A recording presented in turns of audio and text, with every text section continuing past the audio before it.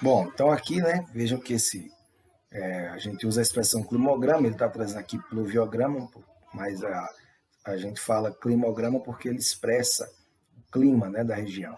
Mas também não tem problema se aparecer como pluviograma, que é dar ênfase, né, no caso aqui, à quantidade de chuva, beleza?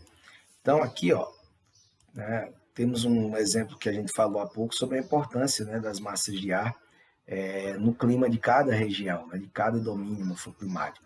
Então, as massas de ar, né, no caso aqui a massa equatorial continental, o MSC, ela é responsável pela dinâmica de chuvas, né, do clima, melhor dizendo, em quase toda a região, quase todo o domínio amazônico. Somente na porção ocidental, ou seja, a parte mais oeste, a frente fria, né, da massa polar atlântica atinge aqui a Amazônia durante o inverno, que a gente falou há pouco, para nós muito característico o fenômeno da friagem, né? Então, a massa de ar equatorial atlântica exerce também influência nas áreas litorâneas, aqui, por exemplo, em estados como Amapá e também do Pará. Então, aqui tem um esqueminha das chamadas chuvas de convecção. Né? Existem vários tipos de chuvas, talvez vocês estudaram ano passado, se houve tempo, né? Porque na pandemia tem se perdido muito conteúdo em vista do tempo. Né? Mas as chuvas de convecção, assim como as chuvas orográficas ou de relevo, são um tipo de chuva característico aqui da nossa região.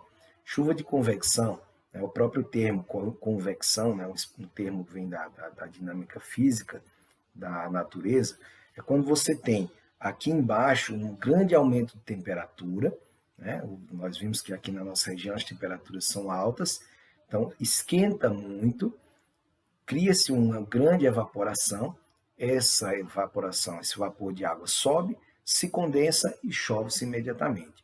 É aquela chuva que se forma muito rápido. Quando nos dias quentes nós costumamos dizer assim, nossa, esquentou tanto hoje que é capaz de chover. Né? E de repente o calor tão grande forma aquela imensa quantidade de chuvas e essa chuva se condensa e se precipita. Né? Então, o que a gente chama de chuvas de convecção. Se forma uma corrente de convecção, né, do ar, esse ar quente vai ficar aqui na atmosfera, aquecendo, né, superaquecendo, melhor dizendo, os corpos d'água que na Amazônia são muitos, né? Nós temos, além dos rios, os grandes rios de corpos d'água, nós temos a evapotranspiração da floresta, né? Que gera, inclusive, a famosa teoria dos rios voadores, que a gente pode estudar em outro momento, numa aula à parte. Então, essa água, né, que se aquece aqui na superfície, ela evapora, se condensa e já se precipita, criando o que a gente chama de chuvas de convecção, muito comuns aqui na nossa região amazônica, no domínio amazônico. Então, a hidrografia amazônica ela é extremamente importante, não só fisicamente falando, né, para a natureza, como também para a vida, para a cultura dos povos locais. Né? Os povos amazônicos têm na rede fluvial, na rede hidrográfica, suas vias de transporte, escoamento de produção, e a vida, né, dos povos originários da Amazônia se dá muito ligadas aí aos grandes rios. Então nós temos aqui, né, a importância da hidrografia amazônica. A hidrografia regional ela é riquíssima, né, representada aí quase que totalmente pela bacia amazônica. O principal rio é o rio Amazonas, tá?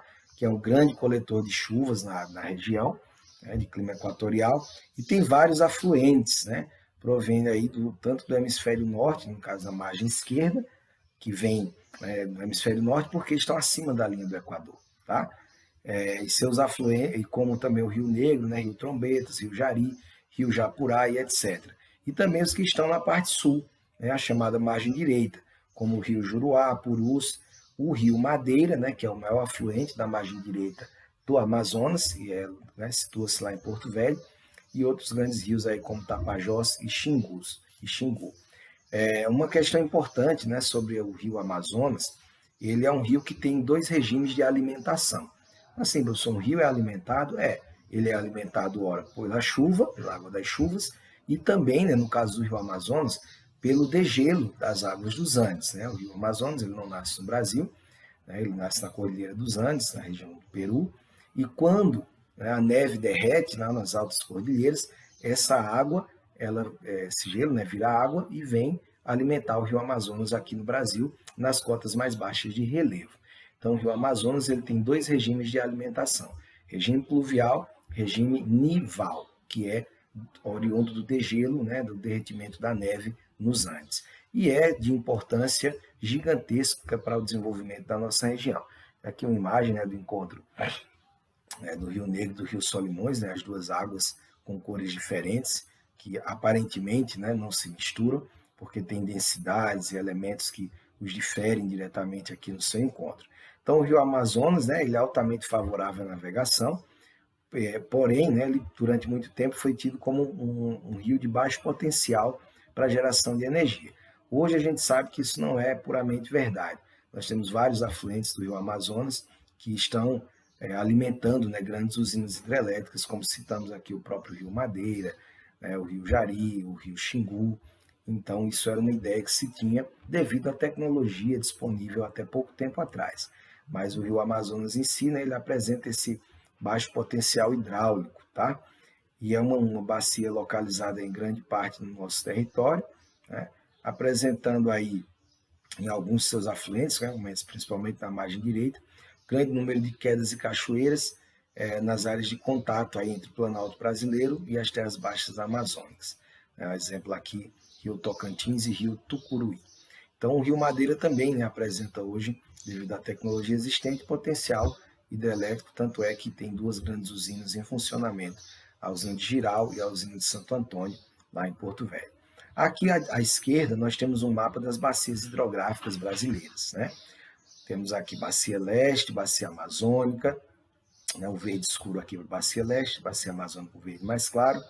Temos aqui a bacia chamada de Norte-Nordeste, bacia do Rio Uruguai, do Rio São Francisco, que nós vamos estudar na Caatinga, sua importância natural e cultural para o Nordeste, bacia Sudeste-Sul, né, e bacia do Paraná, e aqui na região central do Brasil, a bacia do Rio Tocantins.